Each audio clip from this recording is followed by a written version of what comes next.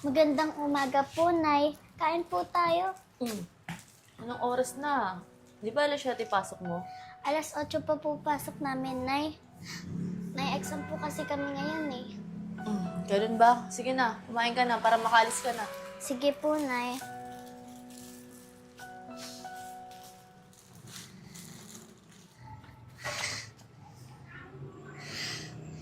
Ay, salamat.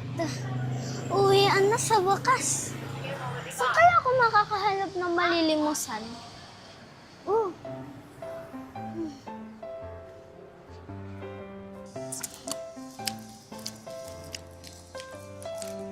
Alam niyo po, lagi po akong binibilan ng nanay ko niyan. Masarap po, di ba? Oh, sarap. Sarap po ng lasa, no? Paborito po namin ng nanay ko yan. Gusto mo? Sige na, ito na, kunin mo na. Thank you po. Matanong ko lang, bakit mag-isa ka lang dito? Nagtatrabaho po kasi yung nanay ko. Saan ka pa mauwi niyan? Lapit lang naman po yung bahay namin dito eh. I see. O sige, una na muna ako, papasok na rin ako. Teka lang po, nawala ko po yung wallet ko kanina sa school. Ganun ba? Sana nga. Yan 50. Ikaw Maraming salamat po. Ingat Sige. po kayo. Wait lang. Ano pa sa akin yung batang yun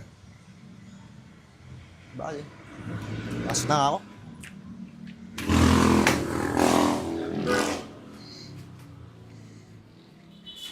Saan ka galing? Alam mo ba kanina pa ako nandito? Wala akong mautusan kasi wala ka pa. Di ba kanina pa yung klase mo? Mo, sabi ko sa'yo huwag ka maglalaro sa labas, di ba? Hindi naman po ako naglaro eh. Ba? Sasagot ka pa, Di naman yung mukha mo, ang dungis, oh! Ika nga dito.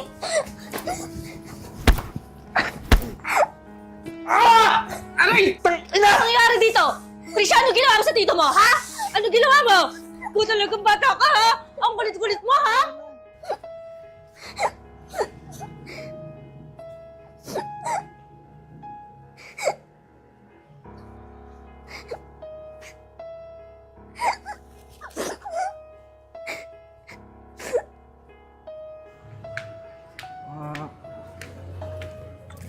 Bata.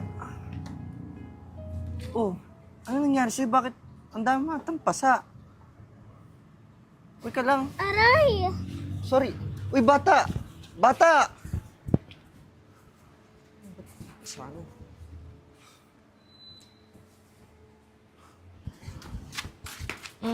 Buti naman nandito ka na. Nanay, para sa inyo po, happy birthday.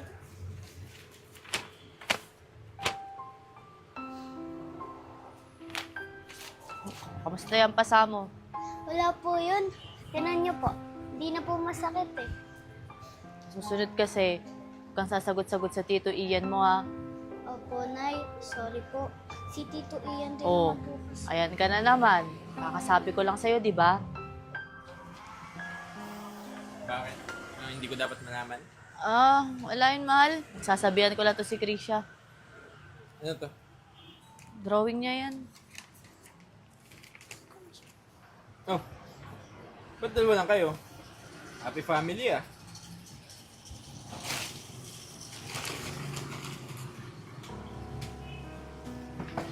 Bakit? Ayaw mo sa akin? Uy, anong ginagawa mo sa bata? Sino ko ba, ha? Didisiplina ko lang yung anak ko. Anak po ba to? Kakilala kayo ng kumag na to? Marasal namin na nga yung anak ko. Anak mo lang? Halika na nga. Sabi nga, Masok tayo sa loob. no. Ikaw, pakialamero kayo, no? Tama na nga yan! Tama na nga yan! Gusto mo sobra ka na, ha? Lagi mo lang sinasaktan yung anak ko, ha? Hindi ko nakalitisin yung ganyan mong ugali. Umalis ka na ka lang dito. Bakit pag umalis ako, kaya mo ba? Hindi na natin kung saan mapupunta yung kayabangan mo, ha? Sige, alis ako! Umalis ka na. Ito ka lang. Hindi kita kailangan. Tanda mo to, Hindi ka na, anak. Pasok tayo sa loob. Hindi.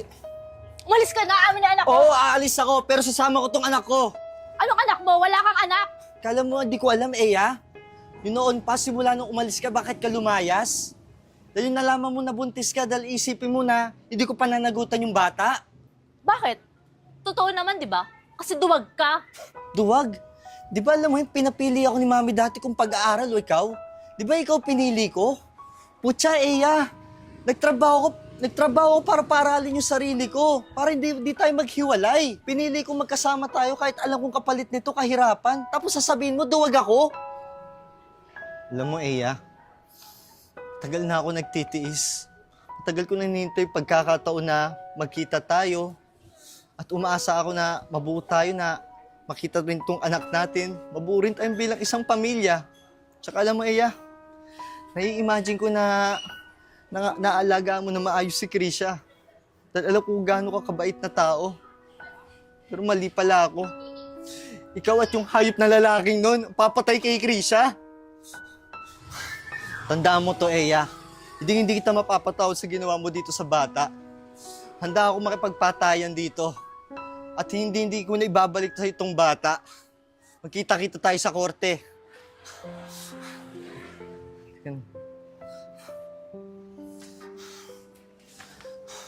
Ako ni tatay mo simula ngayon, ha?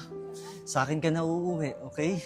Opo ba talagang tatay ko? Oo, ako talagang tatay mo. Kung mag-alala, simula ngayon wala nang mananakit sa'yo.